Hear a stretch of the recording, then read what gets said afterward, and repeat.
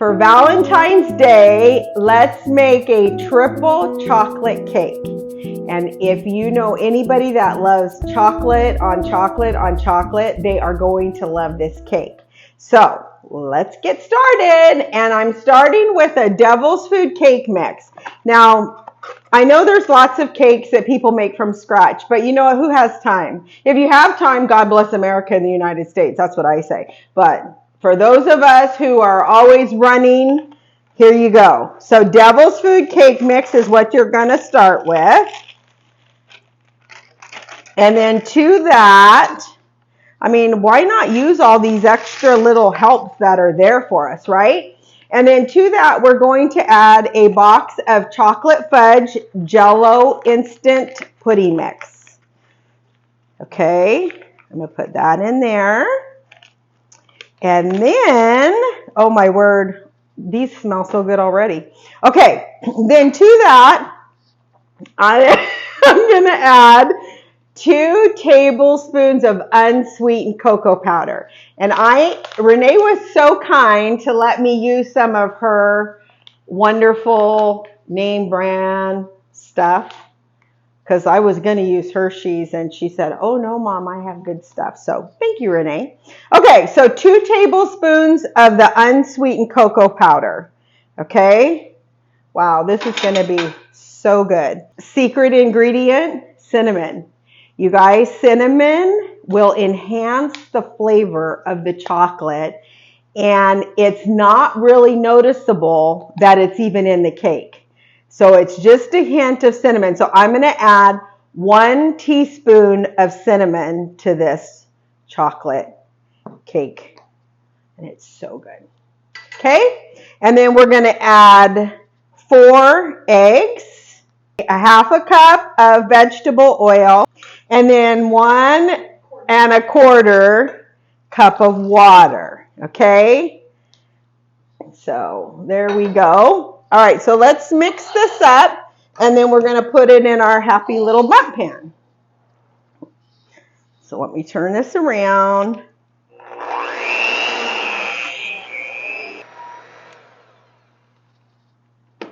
Okay, so now that's all mixed up beautifully. And now we're just going to pour this in our pan. And you guys, you know, the reason I even started doing this was to encourage you to cook at home and give you some recipes and ideas so that you could make wonderful, I thought the camera was over there, wonderful, delicious meals at home, and you're never disappointed because you know what you're going to get, right? How disappointing is it when you go out and then it's not good and it's like, what? You know, you go out for a treat, right? Well, you know what? Make your treats at home and you'll never be disappointed because they are so good. So we're just putting our batter into a I sprayed my bundt pan with cooking spray, the baking spray with the flour in it. So I'm just putting all this goodness in here. Now, if you wanted to, and I've done this before, you could add chocolate chips to this batter. And I have done that, but I'm not going to do that today. So if you even want more chocolate, but we're going to be topping this with chocolate ganache. So I'm not putting chocolate chips in it. It's going to be delicious.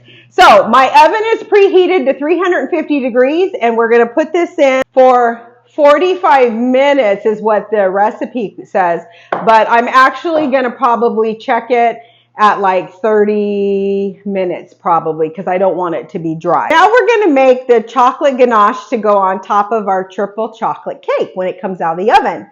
So in my bowl, I have 2 chopped up Baker semi-sweet chocolate bars. I'm going to put this in the microwave in 20-second intervals and stir it in between each time. And then I'm using 1 cup of heavy whipping cream. 1 cup.